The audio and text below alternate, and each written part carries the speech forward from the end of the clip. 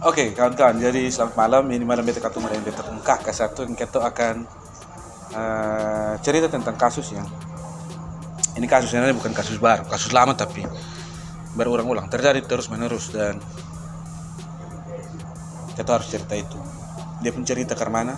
Kita langsung mulai, tapi sebelum itu tak kenal maka tak sayang. Kakak perkenalkan diri. Singkat saja, Pak. Hai, beta pun nama Rosni. Kak Rosni ya. Jadi kita panggil Kak Rosni. Kakak pernah ketemu dua ketemu satu kegiatan. Kalau salah itu cerita bikin kakak sampai air mata harus jatuh. Beta langsung ngomong tentang secara mungkin di penggaris besar tuh kekerasan seksual. Yang kakak lihat tuh karena sampai kakak harus menitikan air mata. Betul ya. Oke kawan-kawan, dan juga dengan Kak Beta orangnya susah untuk menitikan air mata. Dan ketika Beta ada dan menyaksikan sendiri itu hal, oleh karena memang kekerasan-kekerasan yang dialami di tengah-tengah lingkaran kehidupan, dan itu yang Beta tahu bahwa itu kisah nyata, bukan orang yang cerita. Tapi itu betul-betul yang Beta lihat dan Beta ada dan bersama-sama di situ. Nah, ketika Beta lihat bahwa kekerasan seksual itu bukan hanya sekedar cerita, tapi memang betul itu nyata ada di tengah-tengah kotompu lingkaran yang ada di dalam kotompu kompleks, ada kotompu lingkungan yang notabene dia pun orang itu adalah orang yang mereka kenal dan dianggap dekat. Dan itu mungkin yang salah satu hal sehingga ketika mereka ada dan mulai melakukannya, ada rasa saling percaya, tetapi di satu sisi itu mereka ada di bawah paksaan. Karena hanya di bawah paksaan oleh karena belum ada untuk kita bisa tahu bahwa keadaan yang terjadi itu memang betul-betul ada karena suka sama suka. Itu hal yang pertama. Oleh karena yang kedua, mereka juga belum terlalu paham soal bagaimana untuk bisa hidup sebagai orang muda. Berpasangan atau orang muda yang mau muda yang baru mau untuk mengenal pasangan. Beranjak dewasa. Iya. Berarti kakak di sekitar kakak lingkungan itu kebanyakan yang terjadi adalah anak-anak di bawah umur. Iya. Putus sekolah atau aktif sekolah atau kermat. Yang pertama ada yang putus sekolah oleh karena biaya dan jarak. Tapi karena ada sekolah yang dekat di situ, mereka kembali kepada dong punya biaya hidup. Tapi juga faktor lingkungan dan juga dorongan dari orang tua yang kurang memotivasi. Ada faktor-faktor yang punya akar yang kuat, tapi akhirnya kotong lihat hanya permukaan sah. Itu faktor yang kotong paling lihat itu ekonomi. Ya, memang mau ngomong itu sebenarnya. Tapi itu banyak hal yang sudah mengakar. Itu yang akhirnya nampak itu hanya ekonomi. Yang pertama, pola asuh dari orang tua. Yang kedua, kesadaran. Kalau belum ada pola asuh berarti dari kesadaran ya, siap. Itu hal yang ketiga, budaya juga menentukan. Karena budaya itu ketika mereka sebagai seorang perempuan atau sebagai seorang laki-laki, mereka lihat kalau anak sulung itu diprioritaskan. Karena itu akan tahulah kalau anak sulung itu. Tapi dari segi budaya mereka lihat bahwa itu anak itu kalau dia mau dalam keluarga berarti yang tertua itu sudah sekolah, kedua dan selanjutnya itu cukup untuk ada di rumah dan bisa membantu orang tua. Jadi akhirnya pola pikir dan juga budaya lalu juga dengan hal-hal yang sudah tumpuk menumpuk jadilah seperti itu. Paham kakak?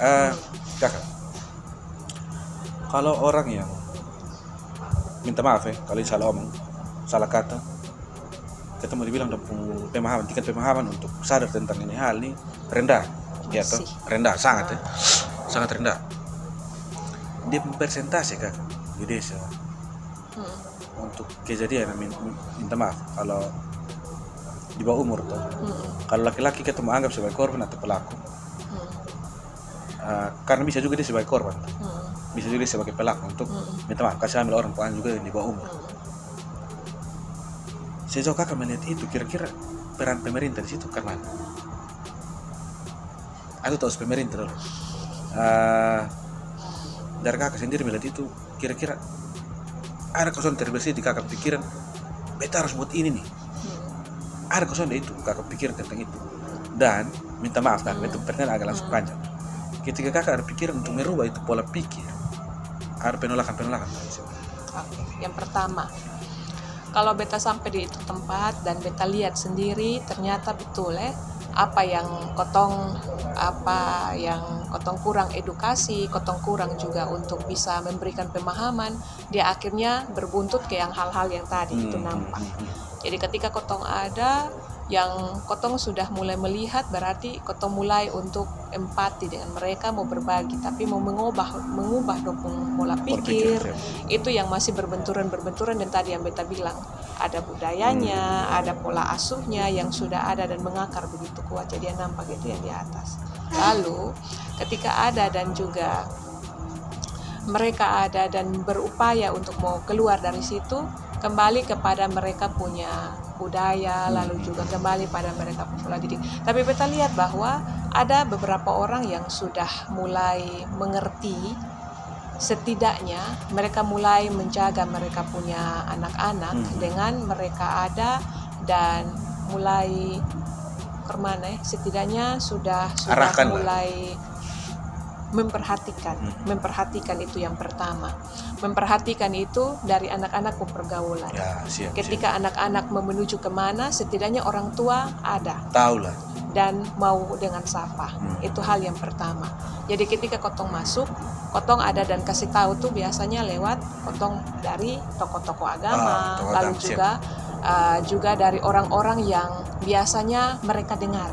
Selain dari tokoh agama, ada yang orang-orang tertentu yang ketika kotong berbagi dan mereka kotong bilang ada seperti ini, jadi bisakah dari Bapak dong ada dan pendekatan dengan mereka? Sejauh ini ada penolakan kalau dengan cara seperti itu kan? Masih ada. Bentuk penolakan itu seperti apa kakak? Karena ini kan mau dibilang oke lah, dua orang pola pikir ini kan setengah mati. Kalau kita hanya berharap di oke lah ke pemerintah atau orang dituakan tokoh agama, mungkin bukan waktu yang lama. Tidak gampang. Iya. Dia penolakan paling besar kakak rasakan kan? Kalau penolakan yang paling mendasar itu dari orang tua. Orang tua karena ya tahulah kalau didikan orang tua sebelumnya dengan anak-anak masa kini itu kan berbenturan, ada beberapa hal positif tapi ada hal-hal negatif. Nah kalau untuk masa dulu kan kotong tahu bahwa itu masih masa-masa kotong dengan melakukan hal-hal yang harus kotong tampilkan dengan yang disebut kekerasan. Itu baru kotong bilang namanya mendidik. Sayang tuh. Tapi pukul karena sayang. di ujung rotan istilahnya itu. Tapi kalau sekarang kalau kotong pakai cara begitu, orang bisa pakai media sosial saja sudah bisa berangkat ke mana-mana. Dengan media apa yang ada dan transportasi yang lancar dong sudah bisa berangkat. Nah itu akhirnya anak orang tua mulai ada berpikir bahwa ada pendekatan untuk melalui cara yang sebelumnya itu son efisien lagi, son cocok lagi. Jadi kotong ada kan pendekatan dan yang terjadi bahwa dong mulai ada menjadi teman. Ada yang masih bisa menjadi teman, tapi ada orang juga yang orang tua yang masih kaku. Nah yang kaku itu yang kotong berbenturan. Mereka mau untuk mau ya istilahnya kotong masuk itu pastilah dengan orang-orang tertentu yang mereka mau dengar. Tapi itu tuh berulang-ulang. Penolakannya apa? Dong mau untuk diatur. Kok anak lu yang mau atur?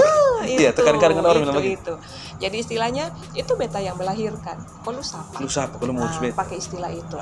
Lalu juga lu dari sana, kenapa lu datang urus sampai sini? Lu purana ada di situ, tapi kenapa harus sampai untuk di dalam rumah tangga? Bepu anak, kok lupa? Jadi akhirnya ke kotong pakai ada mau pendekatan dari tokoh agama, ada juga dari tokoh-tokoh orang tua. Ya istilahnya orang-orang di situ istilah kotong budaya itu ya tuin amaf atau orang-orang berpengaruh yang ada di lingkungan itu kotong adakan pendekatan. Tapi yang masih orang-orang yang dituakan saja dong masih ada dengan istilah pakai kata begitu. Tapi kotong tetap berusaha kak. Kotong gigi asam betul. Gigi asam. Ketika kita lihat itu tapi satu upaya beta petik begini. Satu upaya itu pasti kotong lakukan akan hanya satu kali. Betul. Ketika kotong lakukan berulang-ulang, istilahnya kotong siram tanaman toh. Kotong siram terus-terus, akhirnya dia akar mulai merambat, dia mulai menjalar, dia tambah kuat. Akhirnya dia sendiri dia tumbuh, tapi dari makanan yang kotong kasih lewat air, lalu juga serap-serap dari yang ada di sekitar dia. Jadi akhirnya dia mulai menumbuhkan sesuatu tuh pucuk yang baru, itu dengan ya harapan yang baru untuk bisa membuahkan sesuatu yang baru. Siap. Kakak, Penolakan tuh ada Kak. Penolakan ada. pasti. Penolakan oke, penolakan pasti. Tapi tahu setelah penolakan itu kakak sendiri pernah ada rasa untuk berhenti untuk terus mengedukasi. Belum ada kata berhenti. Siap, Belum. kita betul sepakat situ. Pernah ada kata berhenti untuk hanya kalau kita lihat di sekitar kita kurang bagus, kurang jangan terlalu pikir besar-besar. Rasa insan baik lah, harus bersihkan ya. Kendalanya sih pasti penolakan. Tapi kakak ada kosong deh. Kira-kira anak-anak di situ yang 1-2 orang di sekitar kakak lah. Ketika melihat dia pun kawan mungkin menjadi korban atau pelaku sendiri dari kekerasan seksual kita bilang, dia sendiri langsung bilang, aduh untung beta sonde, atau beta juga hampir sedikit. Itu atau ada rasa menyesal dari korban. Ada kakak temu seperti itu Ustaz? Yang beta pernah dampingi ada temannya, yang ada juga ada teman bukan hanya anak-anak sebaya, tapi juga ada temannya itu dia agak lebih umur, lebih dewasa, lebih umur. Tapi di satu sisi dong ada mengatakan statement begitu, tapi di satu sisi dong bilang aduh kasihan, aduh kasihan. Tapi beta tanya, gosong jadi apa? Jadi ketika dong tahu bahwa ada kawan sudah mengalami hal demikian, dong hanya bilang kasihan. Tapi di satu sisi dong mopi, di satu sisi dong pu hati nurani, dong mengatakan bilang kok itu depu mau urusan. Lalu itu depu urusan, jangan pi ganggu, jangan pi buat untuk hal baru lain. Betul. Jadi di satu sisi dong mau tolong sebagai teman, sebagai Bimbang orang yang dekat, tetapi di satu sisi dong membatasi diri. Jadi dong dilematis. Ya betul. Jadi ketika kotong ada dan di tengah-tengah itu Kak, kotong hanya bisa mendorong kamu yang lebih mengenal dia. Kalau kotong datang kan pasti dong minder. Ya, siap. Pasti ketika kotong datang langsung sebagai orang asing dan langsung bilang tahu depu kasus tahu dari mana. Ya. Jadi ketika ada sebagai kawan, kotong hanya ada dan berbagi dan dorong depu teman yang dekat. Udah pikir om diri ya sih. Lu kasih tahu bilang tetap untuk ada bersama-sama dengan kotong, tetapi lu harus tahu bahwa ketika lu ada dan jatuh dengan hal-hal demikian, setidaknya lu mau datang ke kotong. Karena kotong juga pasti kotong mau untuk lu susah terus. Atau alami dalam hal yang sama terus. Siap Kak. Kak, oke lah, kita kembali ke tadi. Untuk merubah orang pola pikir itu kan setengah mati. Ada peluang soalnya kira-kira kasus-kasus seperti itu bisa berkurang dari pengamatan kakak sih? Beta yakin bisa. Asal yang orang-orang kotong ada pendekatan dendong itu kotong bisa tetap punya komitmen. Tapi kalau dong akhirnya menyerah, justru orang-orang yang awalnya semangat untuk kotong sama-sama tuh dong menyerah dengan banyak kesulitan, dengan banyak soal, dan dong akhirnya putuskan bilang sudah keson ada hasil. Kalau kotong ketemu deh orang begitu ya pasti kotong istilahnya koma tahan. Siap, koma. Tapi koma itu membuat kotong berpikir, kalau depu metode itu salah, atau kotong itu son efisien atau son cocok, kotong cari metode yang lain. Mungkin dari sisi ini kotong kurang di situ, jadi pakai akhirnya cara lain. Cari lain. Karena tidak mungkin kotong son ada jalan keluar toh. Nah, betul. Banyak jalan menuju Roma kakak. Tetap ada jalan. Asalkan kotong tetap punya komitmen. Kalau orangnya sudah mundur, berarti masih ada titik-titik tertentu yang kotong lihat, bisa saja ada orang-orang yang ada di sekitar situ. Tapi yang sejauh ini kotong ada bersama-sama dengan dong tetap ada niat. Hanya dong susun tahu mau lewat jalan mana. Apakah dong terjebak dalam lingkaran itu? Tetap terjebak. Karena justru orang-orang yang mereka harapkan yang ada di situ tuh dong yang kembali mengikat dan akhirnya son bisa maju. Ikat yang ada di situ rumpu kaki kok tetap di tempat atau bila perlu sudah jatuh masuk terus tidak usah untuk bangkit. Itu yang beta harus bertanya kedua kali untuk kakak. Mengingatkan kembali kakak cerita di awal yang bukan pertemuan yang kali lalu. Ada sampai berulang kejadian yang sama. Orang yang sama, pelaku yang sama. Tapi pelakunya kotong bingung. Nah itu makanya kakak, korban apakah dia ketika itu kejadian tuh minta maaf paksaan atau karena mau atau karena tekanan ekonomi tadi kata bilang sehingga kejadian berulang hal yang sama. Nah, kotong pertamanya itu kotong pikirnya ada faktor ekonomi. Tapi kotong lihat kok terjadi terus. Di orang yang sama nih. Terjadi terus. Jadi kotong sampai titik jangan sampai dia ada sedikit, kotong belum sampai untuk psikolog Ya, siap. tapi kotong bisa ada dan bisa berpikir menjurus ke itu hal, mungkinkah dia agak sedikit menyimpang, hyper, ya, siap. atau juga dia bisa di satu sisi dia di bawah paksaan karena dia agak terganggu mental, dia down, atau memang ya itu di satu sisi kotong sampai beta akhirnya sampai pada titik jangan sampai dia ada sedikit menyimpang ke lain atau apa istilahnya dalam tanda kutip toh. Jadi dia bisa lepas lagi dalam itu lingkaran.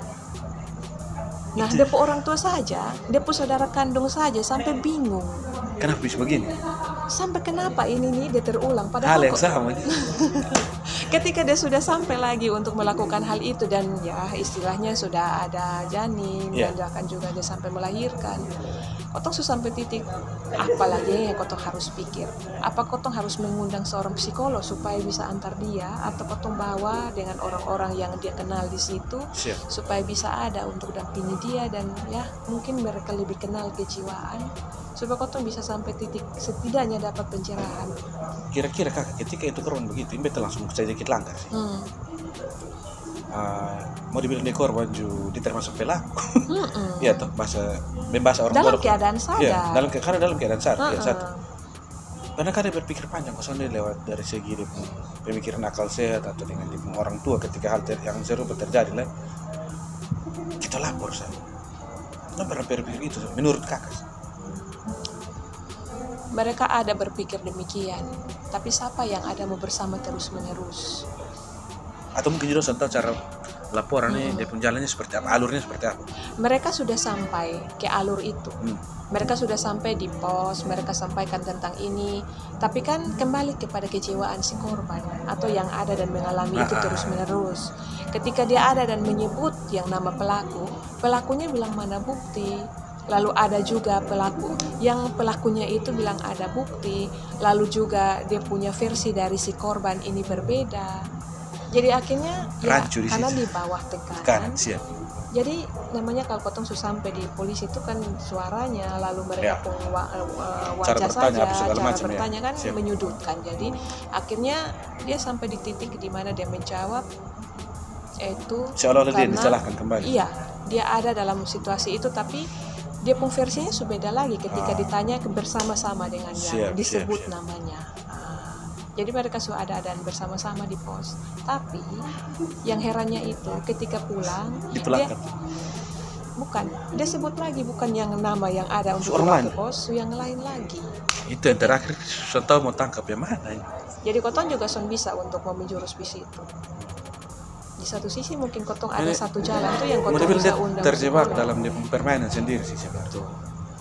Jadi sekarang dia orang tuh hanya ada di situ dan dong susun tahu untuk membuat ini anak bagaimana. Dan kan dia sudah melahirkan ini anak.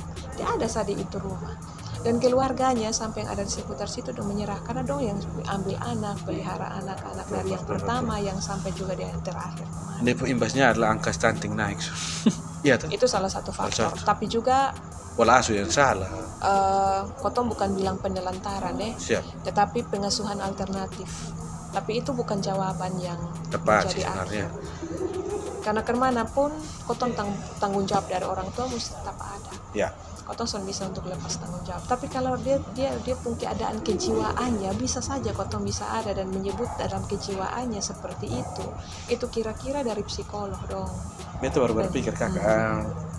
Bagaimana ketika ketong mau dibilang secara kasar kita dituntut dewasa belum sampai umur karena kalau namanya kita ada aneh orang tua sedangkan dia sendiri masih dalam pengasuhan orang tua. Contoh yang tadi asuh itu anak remaja, apakah mungkin itu anak dari penghasil hubungan terlarang itu menjadi diasuh oleh orang tua atau tetangga atau saudara yang lain, itu pasti di pola pengasuhan kan akan beda. Apakah sudah akan berpengaruh? Ini betul lihat mungkin nanti akan berpengaruh di sini kan. Nanti mungkin ada bahasa-bahasa kita tahu orang yang asuh dia entah itu orang tua atau saudara. Mungkin itu akan bikin begini. Lu mama ini itu hari begini anda dapat lu. Jadi pasti nanti lu juga begitu. Itu kan pasti akan keluar bahasa. Itu bahasa pasti akan keluar. Ada. Itu kan kita suruh berapa generasi nih. akan berimbas untuk anakku masa depan. Siap, itu pasti Kak. Itu sangat mempengaruhi dia tumbuh kembang. Tapi kembali kepada kotong pun keadaan sekarang, apa yang harus kotong buat supaya setidaknya anak yang akan ada itu ataupun akan nanti kalau seandainya terjadi lagi itu minimal itu kotong harus tahu bahwa kemana supaya bisa ada kotong pendekatan dengan mereka ataupun juga pribadi yang orang itu supaya bisa ada dia pun jalan keluar.